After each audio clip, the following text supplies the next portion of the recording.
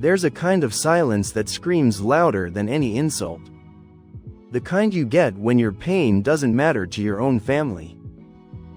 I didn't think saying no to my sister would break everything open. But when I finally refused to fund her fantasy wedding, she didn't just get angry. She called me a traitor, and someone I barely spoke to finally told the truth for me.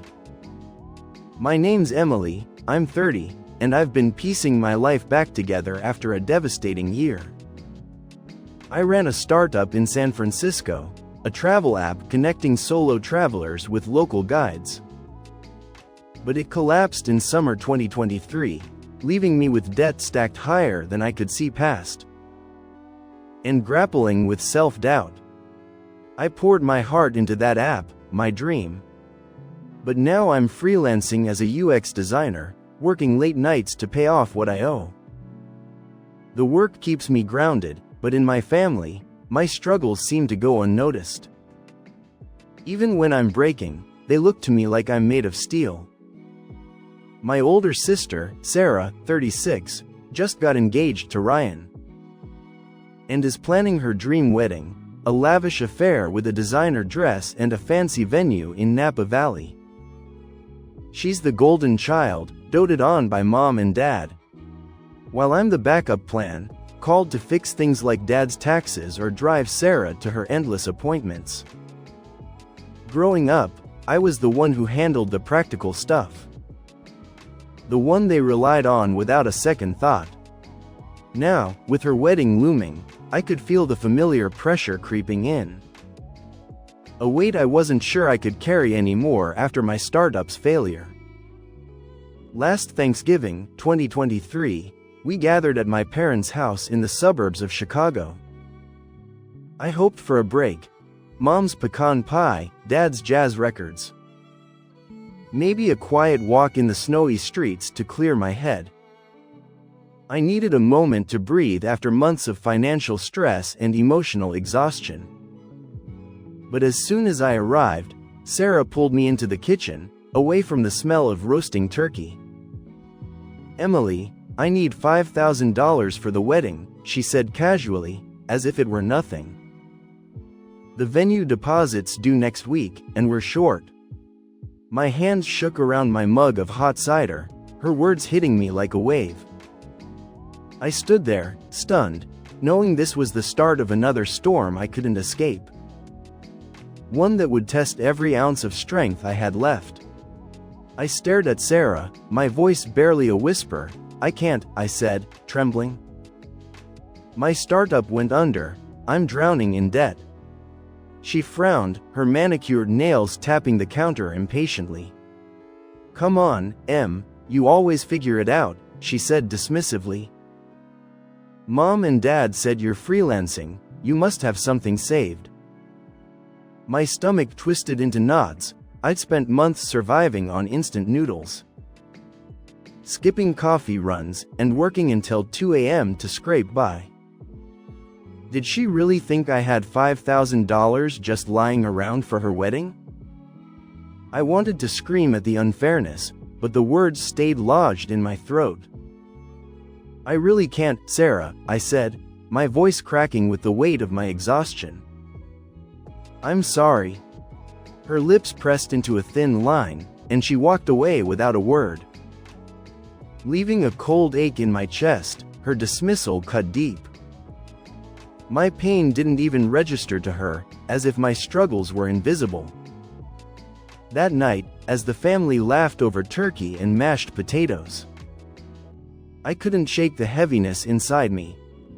Sarah's words, "You always figure it out," echoed in my mind. A cruel reminder of how little she understood my reality. I felt like an outsider at my own family's table. The warmth of Thanksgiving unable to reach me. The next morning, while everyone was out Black Friday shopping, Sarah cornered me in the living room. The Christmas lights casting a faint glow. "Did you think about the money?" she asked, her tone sharp, arms crossed tightly. A storm of anger and guilt churned inside me. I was torn between wanting to support her and needing to protect myself. Sarah, I told you, I can't, I said firmly, my voice steadier now. I'm in debt. I'm saying no because I have nothing left to give. Her eyes narrowed, and I braced myself for what I knew was coming. A confrontation that had been brewing for years beneath the surface of our sisterhood. Sarah's face twisted with frustration, her voice cutting through the quiet living room. You're such a traitor, Emily, she snapped. I'm your sister, and you can't help with my dream wedding, you're so selfish. Her words hit like a punch, tears stung, hurt and anger surged in waves. Years of sacrifice, driving her to appointments, helping with her errands, supporting her through every milestone, flashed in my mind. After all I'd done, I was the selfish one? I clenched my fists, trying to steady myself. I'm not selfish, I said, my voice trembling with raw emotion. I've given everything to this family, and now I'm running on empty. Why can't you see that? Sarah rolled her eyes, as if my words were just an excuse, and stormed off, leaving me alone. I sank onto the couch, her accusations, traitor, selfish, echoing painfully in my head. The weight of her betrayal settled in my chest, sharper than I'd expected after years of being the one who always gave in. That night, I couldn't sleep, my mind a whirlwind of emotions. Guilt gnawed at me, maybe I was letting Sarah down. But a fiercer anger burned beneath it. Why didn't my pain matter to her? I grabbed my laptop, hands shaking with resolve, and created an anonymous Reddit account. On a Life Stories subreddit, I poured out my story, Sarah's demand for $5,000, my startup's collapse. The suffocating feeling of being unseen in my own family. I ended with a question, am I wrong for saying no? By morning, the post had exploded with comments, most supported me, sharing their own stories of being taken for granted. I felt a bittersweet relief wash over me, I wasn't alone. But the shared pain of so many others only deepened the ache in my heart. At 7 a.m., my phone rang, Sarah, her voice shaking with fury. A mutual friend had sent her my Reddit post. The details about Thanksgiving and the $5,000 venue gave me away, despite my anonymity. Did you post about me? She demanded. My heart raced, but I kept my voice steady. I shared my story, yes. You made me look like a monster. She shouted, everyone's calling me selfish. I took a deep breath, the weight of her anger pressing against me. I told the truth, Sarah.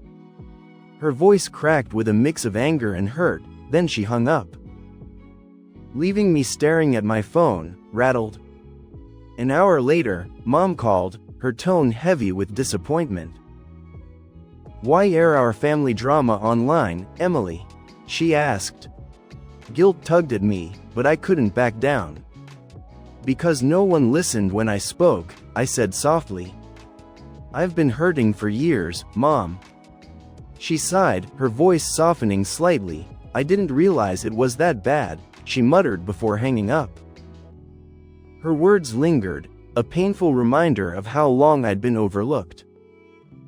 My struggles buried under the family's expectations. That evening, Ryan texted, we need to talk. We met at a diner near my parents' house, its neon signs flickering in the dusk. Ryan looked drained, his eyes red, shoulders slumped. I saw the post, he said quietly. I checked our joint account. Sarah told me you'd agreed to the money, but she took out a loan behind my back. Disappointment settled in my chest. I'd known Sarah could be selfish, but this was a new low. She never asked me properly, I said, my voice tired but firm. She just demanded it. Ryan's jaw tightened. I've been too passive, he admitted, his voice low with regret. I should have seen how she treated you. I'm making her pay back every cent she borrowed, and she'll apologize. For the first time, I felt a glimmer of hope. That someone in my family saw me as more than a solution to their problems. Days later, while staying at an Airbnb in Chicago, Sarah texted, "Can I come over?" I hesitated, torn between dread and a faint hope, but agreed. She arrived, her eyes puffy, makeup smudged, looking smaller than the commanding sister I'd always known. She held out an envelope, her voice soft, "I'm sorry, Emily." Inside was $1,200, money she'd borrowed years ago, never intending to repay. "I've been selfish," she admitted, her words barely a whisper. "Ryan's making me see a therapist. I didn't realize how much I hurt you." Her apology tore through me, relief, rage, and grief colliding in a storm I couldn't name. I wanted to forgive her, but her words, traitor, selfish, still burned in my memory. "This isn't just about the money," I said, my voice steady despite the ache in my chest. "It's about how your demands made me feel like my struggles weren't real, like I was just a tool, not a sister." Tears welled in her eyes, but I didn't comfort her like I once would have. I was done bending to her needs at the expense of my own. We sat in silence, the tension heavy but not hostile. "I've always been scared of not being enough," Sarah confessed, her voice breaking with vulnerability. "The wedding, the loans, I thought perfection would fix me, but I didn't see what I was doing to you." Her admission struck me. I'd never seen her so raw, so human.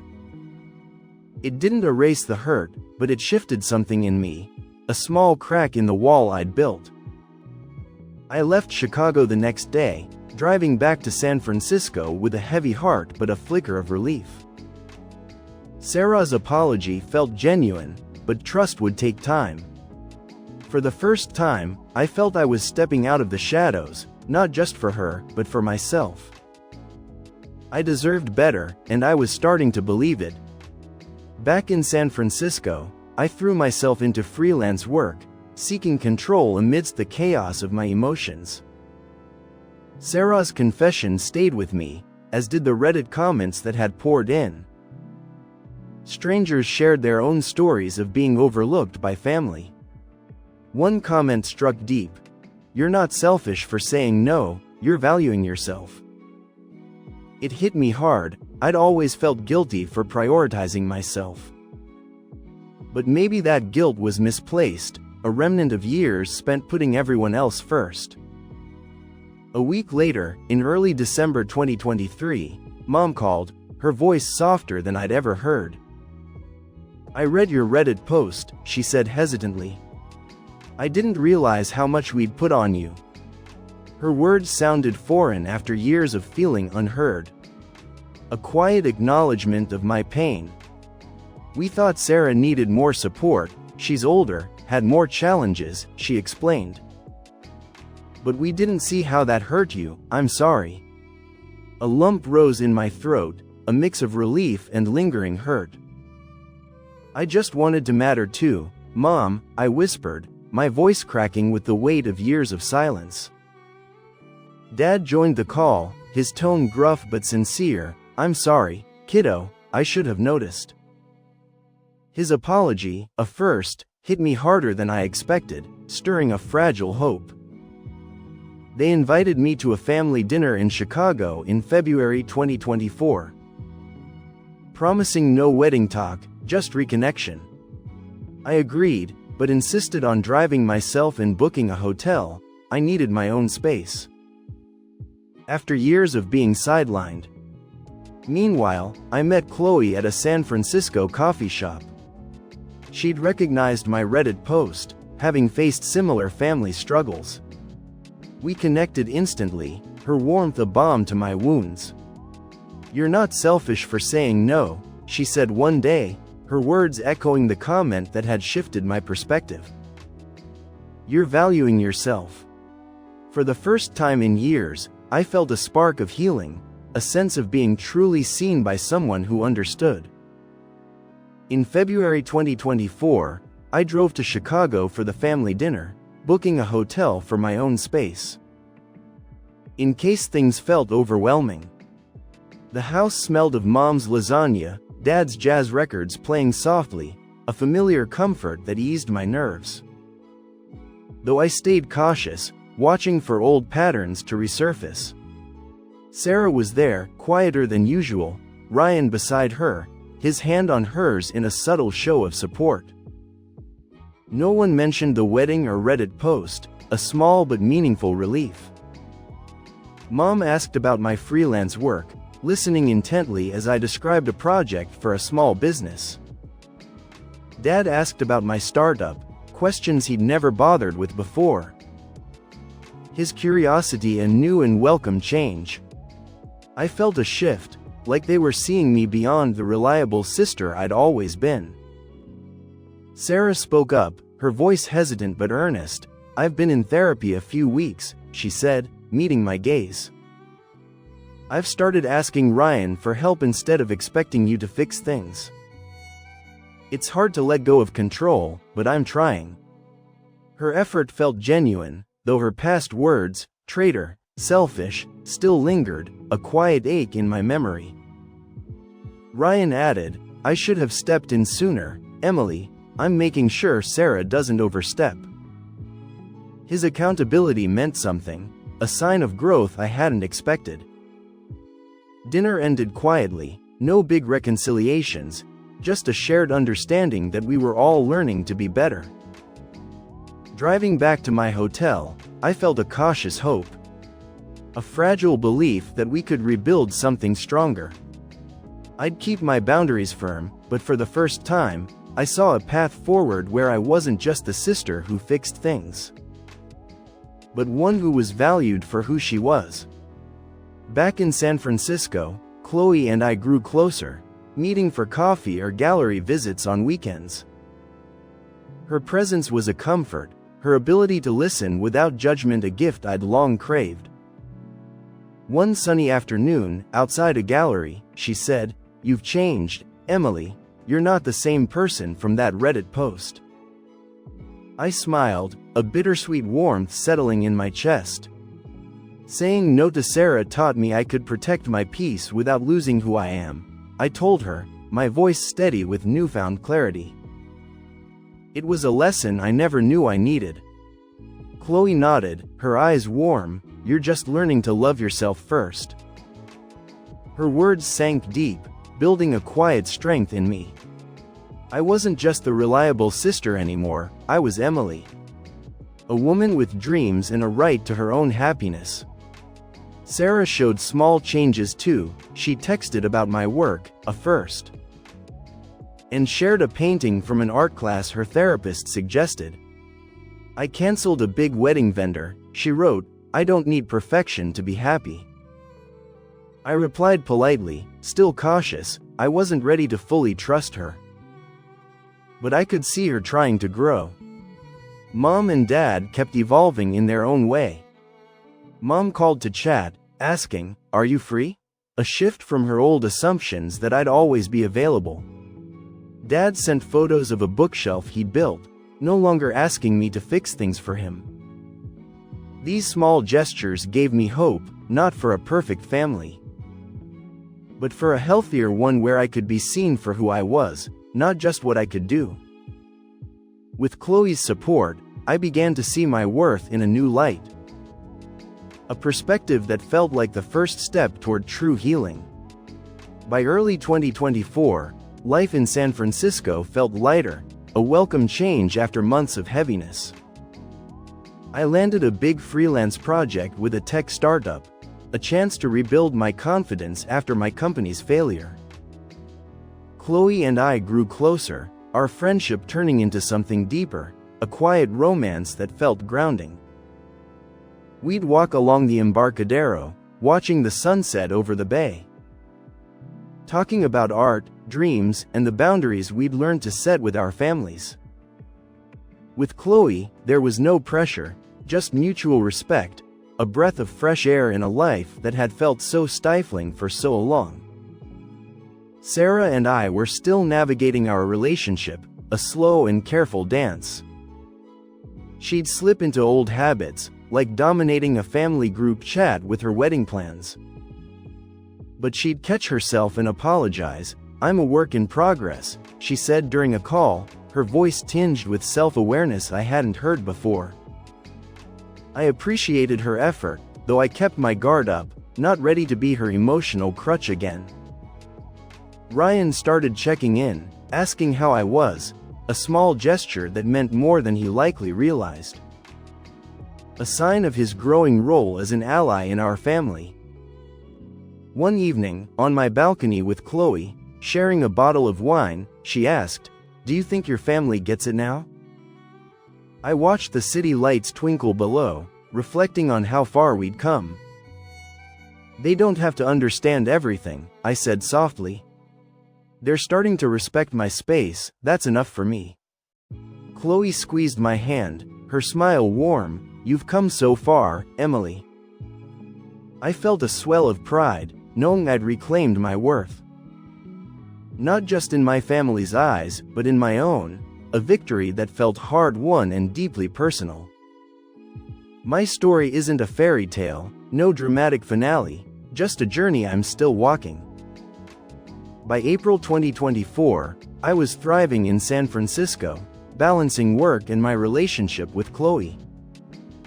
We supported each other through life's messiness, learning that love, whether with a partner, friend, or family, should never break you. It should make you feel seen. Chloe taught me that, and I held it close, a guiding light in my healing. Sarah kept up with therapy, scaling back her wedding to a smaller ceremony.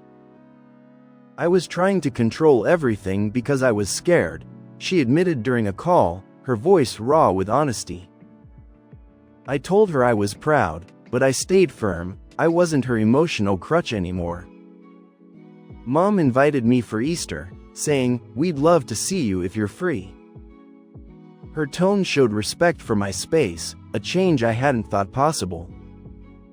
Ryan checked in occasionally, a quiet ally now, his support a far cry from the passive brother-in-law I'd once known.